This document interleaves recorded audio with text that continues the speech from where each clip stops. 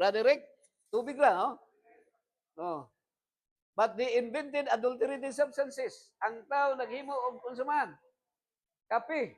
Naghimo og coke. Okay. Okay. Ma'am Kay, so kamo na lang mo ato dito, Ma'am Kay. Okay. Doc Harvey, so I'm doing healthy lifestyle lecture here. I'm doing lecture. Okay. So, what is they invented adulterated substances, no? Okay. So, like coffee, cola drinks, okay? Sama na sa mga resulted to kidney disease. Unsa man? Alcohol. So, liver, gallbladder, common bile duct.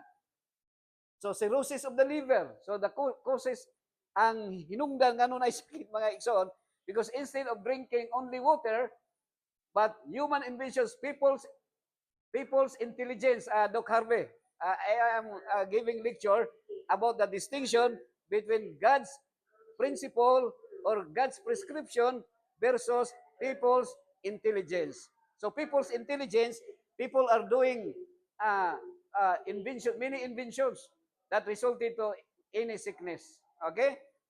So needs versus wants. So what we need? Unsay dapat imno nato? Mga higala higsoon? Water. Water lang yun. Pero ang problema ani yung kay ang tao na ay mga wants, no?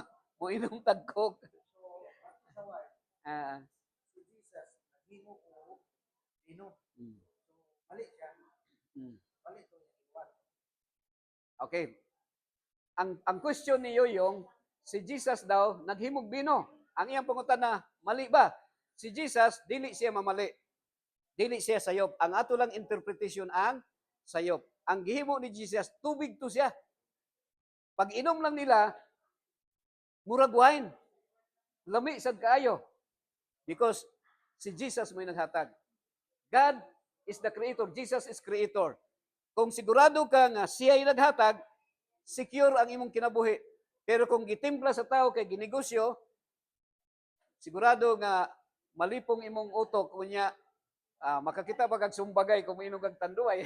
Ano siya? Okay, so mao ni siya mga igsoon. That is people's inventions. Actually yung ang gi-prescribe ra gyud sa Ginoo nga atong imnon tubig nga naman kaysa pag-inom nato mohamloy ang ato ang pag-ihi. Oh, mulapsaw ang atong dugo.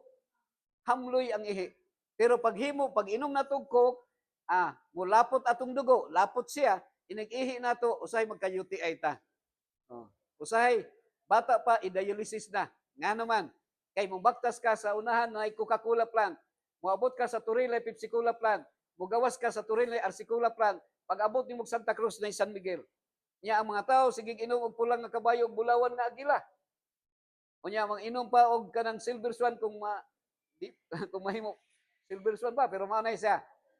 Dapat tubig ra atong imnon mga higalag igsoon. Okay? Now adto ta sa ikatulo mga higalag igsoon. Okay? Pero kung ako ray magbuot, padayon na mag-inom og tuba ha, kanang kape og coke para naapoy ma-admit sa ospital. Now, karon ani, mao ni siya ron. Adto ta sa ikatulo. Usman ako sa hangin nga gihatag sa tua, bawal ang sigarilyo. Bawal sigarilyo, no? Kung musunod ka sa Ginoo, di ka magsigarilyo. Okay? Ang ikaduha nga imno unsay imno nato, ang gihatag sa Ginoo, tubig. Dapat di ta mo inom mga people's inventions. Pero usahay initiative naman kay kung uhawon ka inom kag coke, no? Pero usay mangita naman po kag tubig. Human nimo inom coke. Tubig man gyapon, no? Adto ta sa ikatulo. Iwason nato ni di na lang. Rod. Greg. Adto ta sa ikatulo. Kini nga question. Bahin sa pagkaon. Kini bang animals? Ako na pong ko ano ha. Putol-putol na ako